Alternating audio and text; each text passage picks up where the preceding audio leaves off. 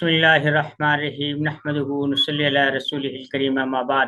ساتھ طبیہ کالج کی طرف سے اسواق اور ویڈیوز کا سلسلہ جاری ہے۔ عمومی طور پر حکمت کی کتابوں پر یہ آیت لکھی ہوتی ہے وَمَن يُؤْتَ الْحِكْمَةَ فَقَدْ أُوتِيَ خَيْرًا كَثِيرًا۔ اس سے طبیب لوگ مراد لیتے ہیں جو یہ طب و حکمت ہوتی ہے۔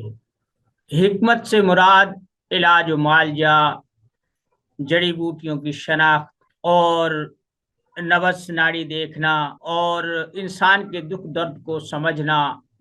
وہ کہتے ہیں اس حکمت سے مراد یہ ہے۔ فلسفہ والے بھی یہی کہتے ہیں کہ بھئی ہم بھی تو حکمت جو ہے نا کرتے ہیں، ہم بھی تو نفسیاتی طور پر علوم و فنون کی پیاس کو بجھاتے ہیں، انسان کی جو سوچ ہوتی ہے اس سے اٹھنے والے اعتراضات ہوتے ہیں، ہم ان کا جواب دیتے ہیں۔ فلاسفہ کہتے ہیں حکمت سے مراد وہ ہے۔ ایک کتاب بہت مشہور ہے بیت الحکمت کے نام سے، اور یعنی فلاسفہ بھی یہی کہتے ہیں کہ حکمت سے مراد ہمارا مفسرین کرام کہتے ہیں کہ اس سے علم تشریح اور علم یوں لگا لے کہ کسی چیز کو کھول کر بیان کرنے، تفسیر کرنے کے معنی میں یہ آیا ہے۔ محدثین کرام یہ ہر ایک کا اپنا اپنا استدلال ہے، پکی ٹھکی بات کسی سے نہیں۔ ایک حدیث پاک میں آتا ہے کہ حکمت یا دانائی مومن کی کھوئی ہوئی طاقت ہے یا وراثت ہے، کچھ بھی نام دے لے، جہاں سے بھی ملے اسے۔ یہ تمام مباحث چلتے رہتے ہیں، لیکن اس کی ایک درمیانی راہ بھی نکالی جا سکتی ہے اور اسے اچھی انداز میں یوں بھی بیان کیا جا سکتا ہے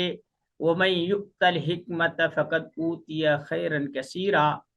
کہ جسے حکمت دی گئی اسے بہت بڑی کامیابی دے دی گئی، بہت بڑی اچیومنٹ دے دی گئی، بہت بڑی سوچ میں جو الجھاؤ تھا اسے دور کر دیا گیا۔ خیر کثیر کو اگر ہم ان معنوں میں لیں کہ جس فیلڈ میں بھی انسان ہو اس میں اتنی عقل و دانائی، تجربات، مشاہدات، مطالعات اور اس کی پہنچ اتنی زیادہ ہو کہ وہ اپنے معاملے میں دوسروں سے مستغنی ہو جائے، دوسروں کی بہت کم اس سے ضرورت محسوس ہو،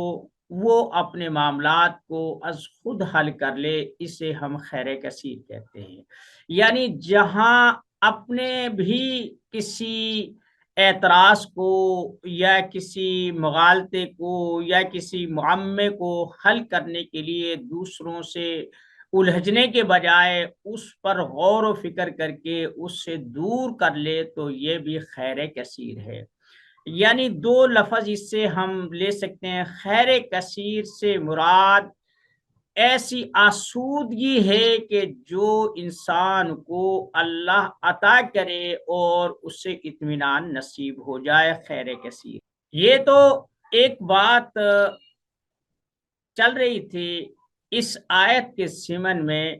کہ خیر کثیر کس سے کہتے ہیں۔ ایک طبیب کے لیے مطالعہ، مشاہدات، تجربات اور سنی سنائی باتوں کے بنیاد پر نہیں بلکہ از خود تجربات۔ دیکھیں ایک چھوٹی سی ایک بات ہے، امام رازی رحمۃ اللہ علیہ نے، زکریا راسی نے یہ بات لکھی ہے کہ طبیب کے اوصاف میں یہ بات لازمی ہونی چاہیے کہ وہ جتنے بھی لوگوں سے تجربات ملیں، تحریرات ملیں، کتابیں ملیں، مشاہدات وہ کرے، ان کا بغور جائزہ لے۔ فارغ اوقات میں ویلے بیٹھنے کے بجائے، فارغ بیٹھنے کے بجائے، بیکار رہنے کے بجائے کتابوں کا مطالعہ کیا۔ ایک کامیاب طبیب اس چیز کا نام نہیں ہے کہ اس کے پاس بہت سارے نسخے ہوں یا اس کے پاس بہت ساری کتابیں ہوں یا اس کے پاس دوائیوں کی کثیر تعداد ہو، نہیں۔ اصل بات یہ ہے کہ جو مریض اس کے پاس آتے ہیں یا جو متعلقین اس سے رجوع کرتے ہیں، ان کی ضرورت کو وہ کتنا اور کس قدر اور کس انداز میں پورا کر رہا ہے۔ مریض کو اس سے کچھ نہیں ہوتا، آپ اسے کستوری دیں، زعفران دیں، اسے مرجان دیں، اسے کچلا دیں، اسے سینکیا دیں، اسے شنگرف دیں، اس کی بلا سے وہ جو ضرورت لے کر آیا ہے وہ ضرورت پوری کر دے تو آپ کی بلے بلے۔ اگر آپ کے پاس یاقوتیاں پڑی ہوں، آپ کے پاس مروارید کے کشتے پڑے ہوں، آپ کے پاس زعفران کے ڈھیر لگے ہوئے ہوں، مشک کی تھیلیاں پڑی ہوں، مشک نافع بالکل وہ آپ ہی نے اسے کشادہ کیا ہو، وہ پڑا ہے، تو میں یہ بات کہوں گا کہ اس سے اس کو کوئی فائدہ نہیں ہے۔ اگر ایک آدمی کے پاس ایک پڑیا بھی موجود نہیں ہے،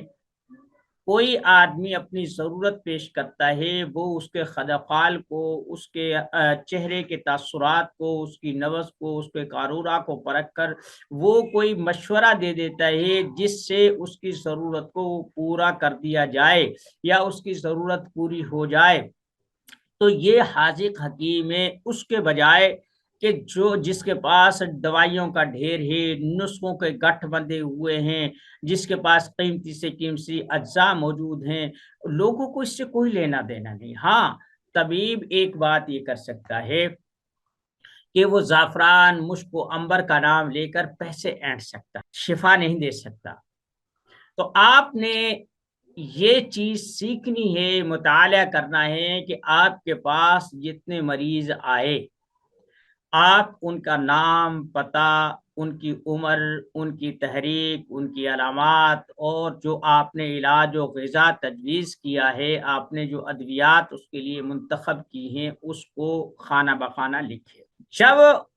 مریض واپس جائے، آپ 2 دن کی دوا دیں، 3 دن کی دیں، 6 دن کی دیں، 9، جتنے بھی آپ مناسب سمجھتے ہیں۔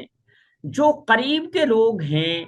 جو آپ کے پاس آ سکتے ہیں، رجوع کر سکتے ہیں، ان کے لیے 3 دن کی دوا تجویز کرے زیادہ سے زیادہ۔ اور اگر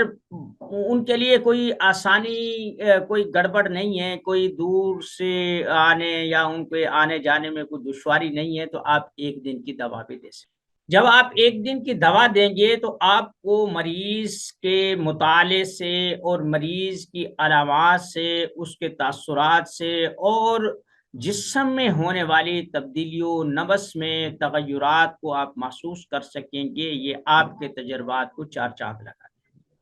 اگر دیکھیں وہ نہیں آ سکتا 24 گھنٹے میں، آپ 3 دن کا دے دیں۔ 3 دن کے بعد پھر اسے دوبارہ سے چیک کریں، اس کا قارورہ دیکھیں، وہ پرانا ریکارڈ رکھیں اور اس سے پھر 3 دن کی دوا دیں۔ پھر یہ دیکھیں کہ 3 دنوں میں آپ نے کس پوٹنسی کی، کس طاقت کی اسے دوا دی ہے اور اس میں کون کون سے اجزاء ہیں۔ اگر وہ ٹھیک جا رہا ہے تو پھر اسے تیز دوا مت دیں، چاہے وہ دھنیا ہی کیوں نہ ہو، زیرہ سفیدی، ہلدی ہی کیوں نہ ہو، یا چولہے کی راکھ کی چٹکی ہی کیوں نہ ہو، تو آپ کبھی بھی مریض کے کہنے سے دوا تبدیل مت کریں۔ ہاں، دیکھیں کہ اگر 24 گھنٹے میں کوئی فرق نہیں پڑا تو آپ غور کر سکتے ہیں۔ دیکھیں اس کے 3 درجات ہیں۔ ایک تو یہ کہ مریض کا مرض بڑھ رہا تھا، آپ کی دوا سے اس کی بڑھوتری میں رکاوٹ پیدا ہو گئی، تو یہ بھی آپ کی دوا کی کرامت ہے، یہ بھی آپ کی علاج اور تشخیص اور آپ کی حذاقت کا منہ بولتا ثبوت۔ ایک چیز ڈھلوان میں گر رہی ہے، اب آپ اسے روک دیتے ہیں، اسے مزید انحطاط میں جانے سے روک دیتے ہیں، تو اس سے بڑا علاج ہو۔ مریض جو ہوتے ہیں عمومی طور پر انہیں اس بات کا تو ادراک نہیں ہوتا کہ ہمارے ساتھ معالج کیا کر رہا ہے، وہ بیچارہ کتنی مشقت میں ہے، کتنی فکر بندی میں ہے۔ وہ تو کہتا ہے کہ میں ابھی ایک پڑیا میں ٹھیک ہو جاؤں، بلکہ پڑیا بھی نہ کھانی پڑے، حکیم صاحب کے ہاتھ میں ہو اور میں ٹھیک ہونا شروع ہو جاؤں۔ ہسپتالوں میں 6 مہینے تک رپورٹوں کا انتظار کر لیتے ہیں، آپریشن کی تاریخ کو 6 مہینے تک برداشت کر سکتے ہیں، حکیم کی ایک پڑیا سے دوسری پڑیا پر وہ فون کر دیتے ہیں، فائدہ نہیں ہوا۔ خیر، جب آپ دوسرے دن، تیسرے دن، چوتھے دن، ہفتے میں ایک دو دفعہ بلائیں گے، اگر بہت دور ہے مہینے میں بلا لیں، اس سے آپ دوا دیں۔ آپ اس کے جو تاثرات ہیں، تغیرات ہیں، اس کے قول و فعل میں جو چیز چل رہی ہے، اس کی جو نبض میں تغیر آیا ہے، آپ اس سے ملاحظہ کریں۔ پھر آپ غور کریں کہ یہ تحریک تھی، میرے نسخے کے یہ اجزاء تھے۔ مثلا ایک آدمی آتا ہے، وہ کہتا ہے مجھے قبض بھی ہے، بواسیر بھی ہے، خارش بھی ہے، میرے جسم پر خشکی بھی ہے، اب آپ میرے ساتھ کچھ نہ کچھ کریں۔ اب آپ 3 دن کی دوا دے دیتے ہیں، غدی عضلاتی ملین، یعنی اجوین، باگچی، رائی، گندک، یہ مناسب مقدار میں اسے دے دیتے ہیں۔ 3 دن کی آپ نے دوا دی، 3 دن میں اس کی خارش میں کوئی فرق نہ پڑا، اور بواسیر میں بھی کوئی خاطر خواہ فرق نہ پڑا، لیکن اس کی قبض کچھ ہلکی ہو گئی، وہ واش روم جانے میں تکلیف محسوس نہیں کر رہا، تو یہ بھی علاج کی کامیابی کی علامت ہے۔ اب مریض تو کہے گا نا کہ مجھے کوئی تیز دوا دے، قیمتی دوا دے، مجھے آپ اچھی جو ہے نا دوا دے، پیسے کی پرواہ مت کرے۔ لیکن یہاں آ کر اگر وہ لالچ میں آ گیا تو مریض بھی خراب ہوگا اور آپ کا اعتبار بھی خراب ہوگا۔ آپ نے مریض کے کہنے سے دوا، ہاں یہ کہہ سکتے ہیں ہاں میں آپ کو اچھی دوا دیتا ہوں، اس سے بھی بہتر دیتا ہوں، اس سے بھی طاقتور دیتا ہوں، آپ پیسے لے سکتے ہیں ان سے، اس کی نفسیاتی تسکین ہو جائے گی، لیکن جو دوا مریض کو فائدہ کر رہی ہو اسے کبھی مت بدلے۔ پھر آپ مثلا آپ نے جو یہ غدی عضلاتی ملین دیا، آپ گندک کے اوصاف کو پڑھیں گے، پرکھیں گے کہ یہ گندک کہاں کہاں جسم میں کیا کیا فوائد رکھتی ہے، اس کے نقصانات کیا ہیں، اس کی حدود کیا ہیں، اور اسے ہم کہاں کہاں، کس کس ضرورت میں، کس کس علامت میں ہم اسے استعمال کر سکتے ہیں، آپ اس سے ٹک لگاتے جائیں۔ اس کے بعد پھر اجوین کو لیں، اجوین دیسی کو لیں کہ یہ کس کس علامات میں کام آتی ہے، کس کس ضرورت کو پورا کرتی ہے، مریض کے لیے کہاں کہاں ہم استعمال کر سکتے ہیں۔ آپ کے لیے جو نئی چیزیں ہوں انہیں آپ اپنی ڈائری میں نوٹ کرتے جائیں۔ اسی طریقے سے باگچی ہے، رائی ہے، آپ اس کو جو ہے نا بار بار اس کی جتنی بھی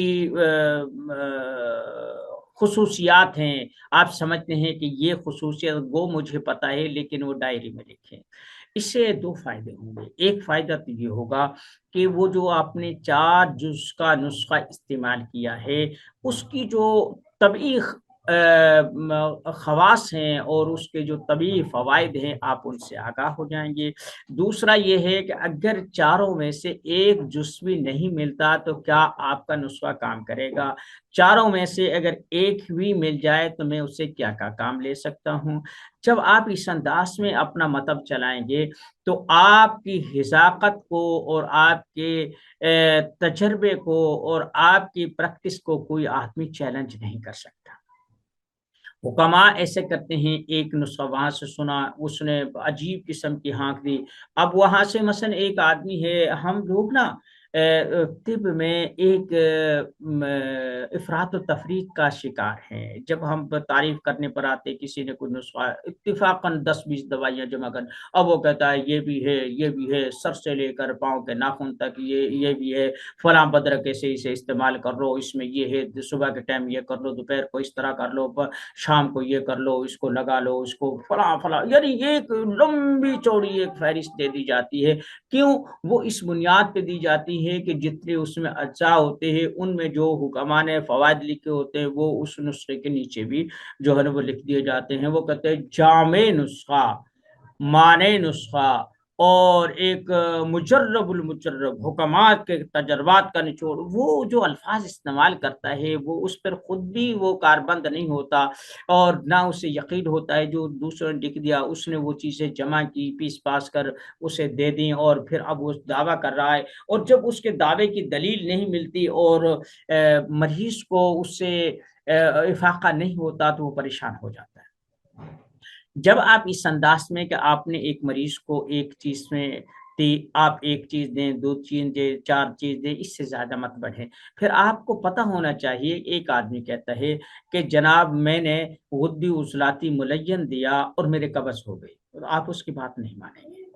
ٹھیک ہے۔ ایک آدمی کو آپ نے جو ہے نا جلاب دیا اور جمال گھوٹا کا نسخہ کوئی دے دیا، حب السلاطین سے 2-4 گولیاں دے دی، اب وہ کہتا ہے مجھے تو قبض ہو گئی، آپ یہ نہیں مانیں گے، کیونکہ کچلے کی جو امپورٹنس ہے، کچلے کی جو خاصیت ہے، یا اس کی جمال گھوٹے کی جو خاصیت ہے، اس کا کام ادرار ہے، وہ آنتوں کو صاف کرتا ہے، دست لے آتا ہے، اور اس سے موشن لگ جاتے ہیں۔ اگر کوئی آدمی کہے کہ کچلا کھانے سے یا مجھے جو ہے نا ٹھنڈ کی دردیں شروع ہو گئی ہیں، اور یا پھر جمال گھوٹے کھانے سے مجھے قبض ہو گیا ہے، یا آپ یوں لگا لے کہ ایک آدمی کہتا ہے کہ آملہ کھانے سے مجھے زکام ہو گیا، تو آپ کبھی مت مانیں، کیونکہ اس کی وہ خاصیت نہیں ہے جو وہ آدمی بتا رہا ہے، ٹھیک ہے۔ تو جب آپ اس انداز میں اپنی حکمت کو جلا دیں گے، اس کی دھار کو پینے کریں گے، آپ اپنے تجربات کو بڑھائیں گے، پھر آپ کو لمبے چوڑے تجربات کی ضرورت نہیں ہوگی، آپ کے لیے 1 2 4 10 چیزیں کافی ہوں گی، آپ کا آپ کا مطلب جو ہے نا وہ چلے گا نہیں بلکہ دوڑے گا۔ اللہ تعالی ہمیں ٹھیک انداز میں سوچنے کی اور ٹھیک انداز میں تدبیر اختیار کرنے کی توفیق عطا فرمائے۔ اللہ ہم سب کو دست شفا نصیب فرمائے۔ وما علینا الا البلاغ المبین۔